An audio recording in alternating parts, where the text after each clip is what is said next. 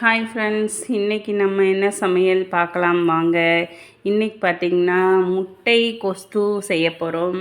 பார்த்திங்கன்னா மசால் முட்டை போட்டு அண்டு கொஸ்து சூப்பரான இது எப்படி செய்யலாம் அப்படின்னு பார்க்கலாம்.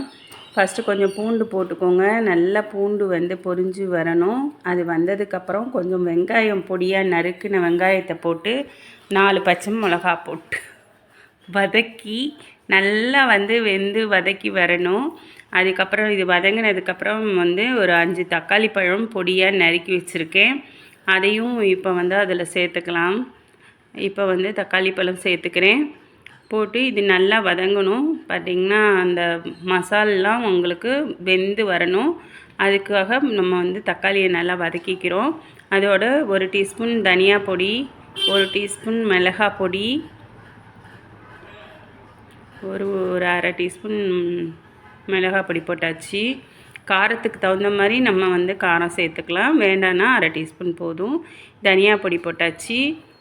மசாலா கரம் மசாலா ஒரு 1/2 டீஸ்பூன். இதில் மிளகு பொடி இருக்குது, அது கொஞ்சம் மிளகு பொடி போட்டுக்கிறேன். இதை நல்லா போட்டு எல்லாம் சேர்ந்து வதங்கணும். கொஞ்சம் உப்பு போட்டுக்கிறேன். உப்பு போட்டுட்டு நல்லா இது வதங்கி வரணுங்க. இது மசாலோடு சேர்ந்து நல்லா கிரேவி பதத்துக்கு வரும்போது கொஞ்சம் உப்பு சேர்த்தது நமக்கு தேவையான அளவு உப்பு சேர்த்துக்கலாம்.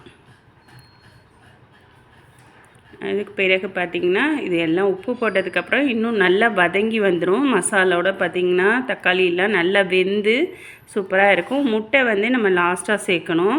அதுக்குள்ளே நம்ம இதை குழம்பு நல்லா கொதித்து நல்லா மசிஞ்சு வரும்போது கருவேப்பிலை கொத்தமல்லி நம்ம ஏற்கனவே பொடியாக நறுக்கி வச்சுருக்கணும்.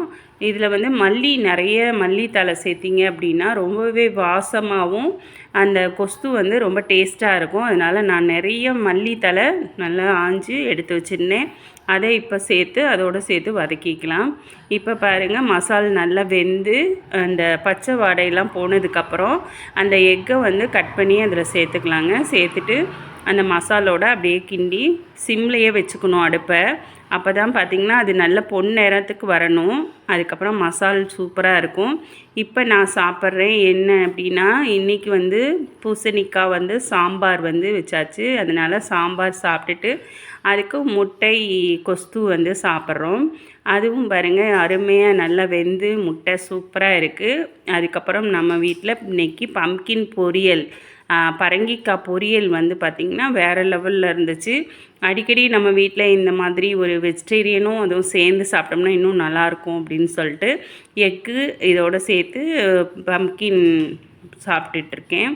ரொம்பவே அருமையாக இருக்குது. இன்றைக்கி கேரளா சமையல் அம்மாவோட முட்டை கொஸ்து சூப்பராக இருந்தது. செமையாக நான் சாப்பிட்டுக்கிட்டு இருக்கேன். இதையும் நீங்கள் இதே மாதிரி செஞ்சு சாப்பிட்லாம். ஈஸியாக ஒரு 10 நிமிஷத்தில் ரெடி பண்ணக்கூடிய கொஸ்து. இது பார்த்திங்கன்னா எக்கு இருந்துச்சுன்னா போதும். தக்காளி வெங்காயத்தை போட்டு நல்லா வதக்கிட்டு இது ஒரு 10 நிமிஷத்தில் நம்ம கொஸ்து ரெடி ஆயிடுச்சு. அண்டு ரொம்பவே வாசமாகவும் இருக்குது. இந்த கரம் மசாலா கொஞ்சம் சேர்க்கறதுனால ரொம்பவே வாசமாக டேஸ்டியாக இருந்துச்சு. நான் இப்போ நல்லா சாப்பிட்டுட்டேன். ஓகே ஃப்ரெண்ட்ஸ், நம்ம வீடியோ பிடிச்சதுன்னா அப்படியே ஒரு சப்ஸ்கிரைப் பண்ணுங்கள், ஒரு லைக் பண்ணுங்கள், அம்மாவுக்கு ஒரு லைக் கொடுங்க. ஓகேவா? அம்மா கேரளா சமையல் கஷ்டப்பட்டு உங்களுக்காக வீடியோஸ் நிறைய போட்டுட்ருக்கோம். கண்டிப்பாக லைக் பண்ணுங்கள். ஓகே ஃப்ரெண்ட்ஸ், இந்த மாதிரி நிறைய சமையல் வீடியோஸோடு உங்களை நான் பார்க்குறேன். கேரளா சமையல் அருமையாக இருந்தது. இன்றைக்கி அம்மாவுக்கு ஒரு தேங்க்ஸ் சொல்லிடலாம்.